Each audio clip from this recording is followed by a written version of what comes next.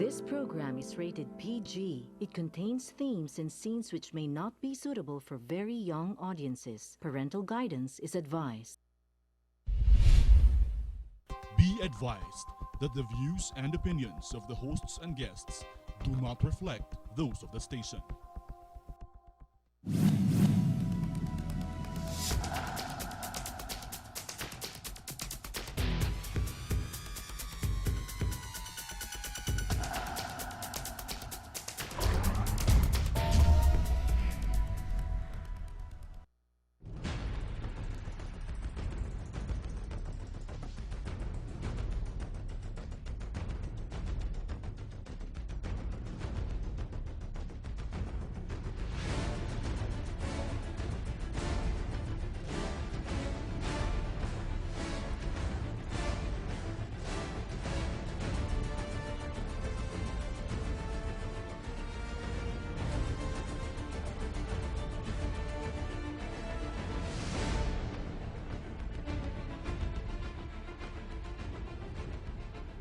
Naimbag garabi, masanto sila salabid si kayo amin, maya pa bengi keka, marahin na banggi sa Indogubos. Yung iba sabi marahay, yung iba maray. Depende saan kayo sa Bicol. Mayong gabi sa Tibok Luzon, Visayas, Mindanao, maradyaw na duyom sa Idjuhurut. Buenas noches, bismillahirrahmanirrahim, assalamualaikum warahmatullahi ta'ala barakatuh. Sa tanang tugang, kaigsuunan, kapatid, kasimanwa, kapamilya, pinsan, lahat na. Welcome po sa Republika. Ako po si Eric Espina. Well, tonight there will be a slew of so many topics that we are going to tackle, hopefully within the hour. And the title of the program is The Unfolding Currency of Events. We are going to touch the contours of every aspect of public discussion which is now being seen in the headlines, in the newspapers, and maybe later on when we get a little bit even more time, we'll probably even tackle fake news, if there's such an animal as fake news, and if there's such a thing as actually a millennial, up for questions. So the entire topic will talk about peace talks, the impeachment, the Catalan independence, EJ case, the new face of the customs, the popularity surveys of President Rodrigo Duterte, the postponement of the barangay elections, national security threats, and all along. And we have a very outspoken individual who's got a lot of fire, a lot of verb and adverbs in his language, whether in Tagalog or English, none other than Ferdie Pasion, the chair of NATFIL. Good evening, Eric, Yeah. and maayong gabi sa inyong tanan. Yan, okay. Sa Chinese, kaya na ba? Hindi pa? Hindi pa. Hindi ba? Okay, sige. Kasi nag-aaral ito si Ferdie, no? On the side, Mandarin, no? Mandarin. Okay. So, Ferdie, no? Let's start with Marawi is about to end, hopefully, given about 2 weeks more.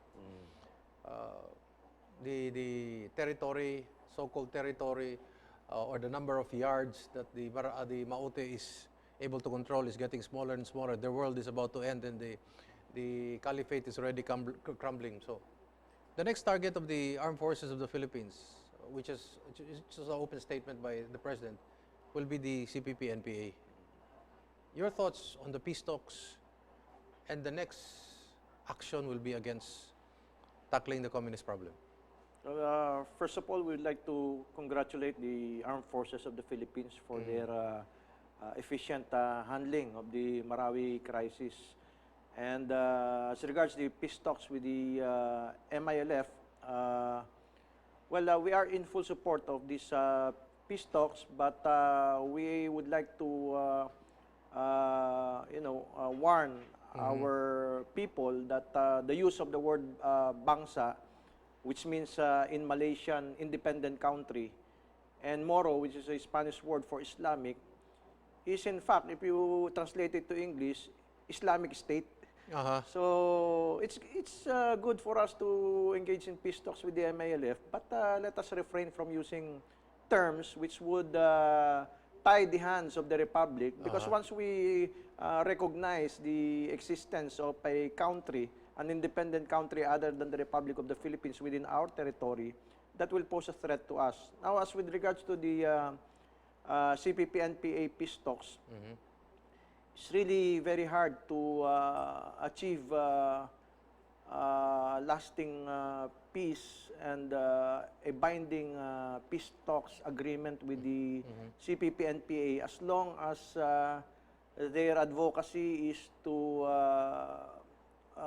bring down the government, change totally the constitution, not only the constitution but the way of life of our republic and our people, and establish, their ultimate aim is to establish a one-party dictatorship, as we all know. Which is totalitarian in nature. Yes, of course. Not just authoritarian, but totalitarian. Totalitarian. So if we are against authoritarianism, then the more that we should be against totalitarianism.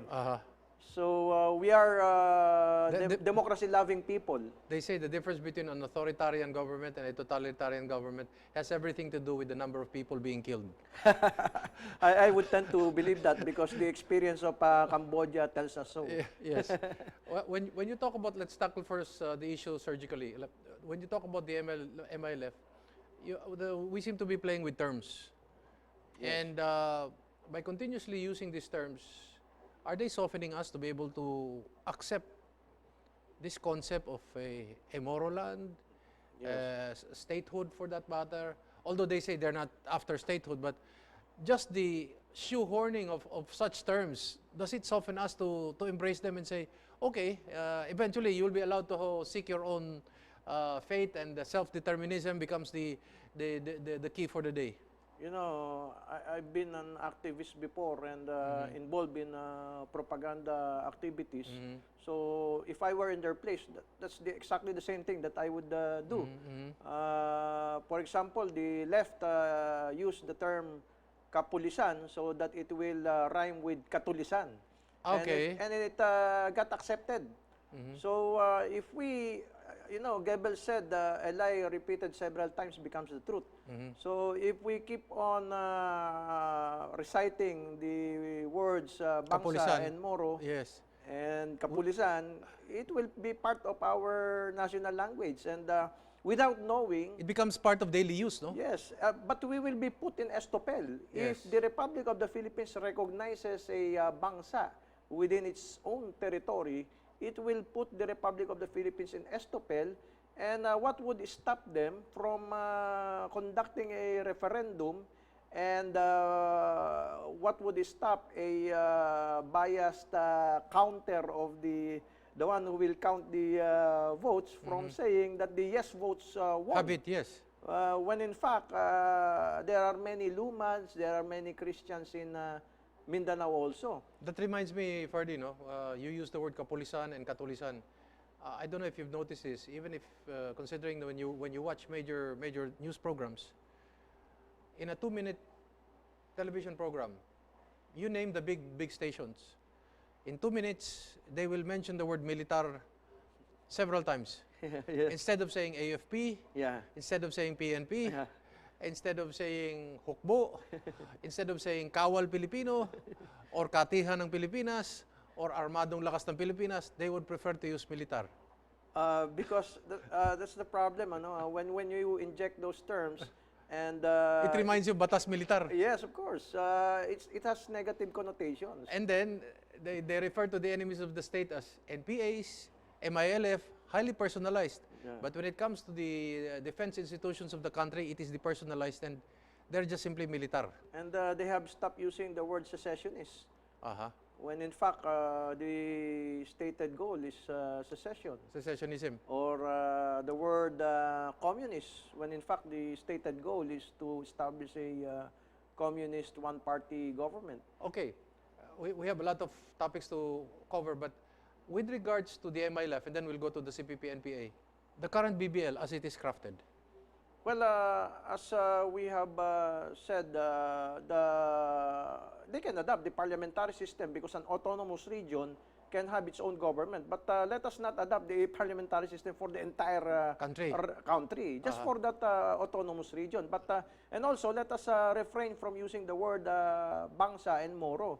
First of all, the the official languages of the Philippines are English and Filipino. Yes. Bangsa is a Malaysian word, which means independent country or state. And Moro is a pejorative term of the Spaniards against Filipinos, especially Muslim Filipinos. Yes. Is this a sign of colonial mentality? You want to be called a Moro?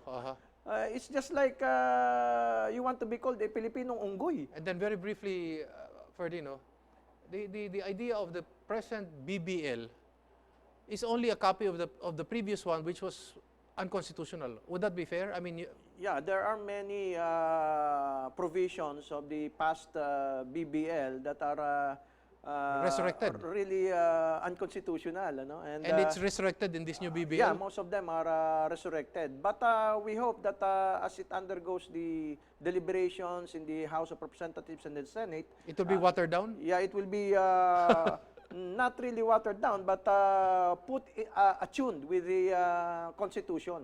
Which means, in the perspective of the MILF, will be watered down. In their perspective. In their perspective, no? But will it be acceptable for them? I hope so, because remember during the time of President Ramos, the MNLF was initially asking that the talks be done in Malaysia and that Malaysia be the third-party facilitator. But President Ramos did not allow it. He wanted Indonesia, and so the talks happened in Indonesia. And Nur Miswari was kept on insisting on the use of the word Bangsamoro, but President Ramos did not ask Chairman Nur, let us refrain from using that. And in fairness to Chairman Nur, he accepted the term autonomous region in Muslim Mindanao. But the BBL as it is now proposed in Congress is unconstitutional. In my opinion, many of the provisions are unconstitutional. Okay. In these peace talks with the MNLF, and the MILF, is the MNLF constructively engaged, and are they really realistically represented in the peace talks? Well, from my friends in the MNLF, they are not happy. They're not happy? Yeah, they're not happy. And who is representing them? They are pseudo MNLFs?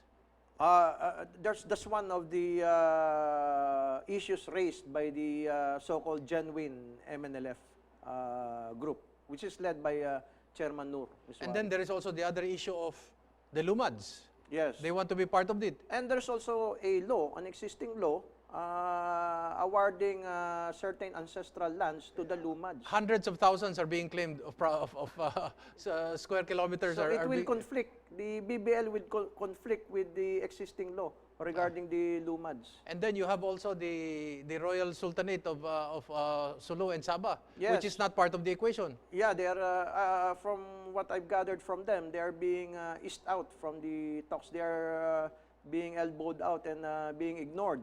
When in fact, if we trace the roots of the problem, the secessionist movement was, the first batch was trained by Malaysia, armed by Malaysia, financed by Malaysia, because the Philippines was trying to recover Sabah. Yes. So that we will forget about Sabah, the Malaysians gave us a secessionist problem so that we will be busy with our own within our own borders. Who do you think in Congress can be like a Senator Bongbong Marcos who stood up against BBL in behalf of the Republic? I hope Senator Drilon will take the cudgels. In Congress, what's going to happen? Is it going to pass, or somebody will stand up and say, no, this cannot be? Well, I think a few, or at least a few congressmen will stand up, no? But I think it will pass the House and it will go to the Senate, just like what happened with the BBL before.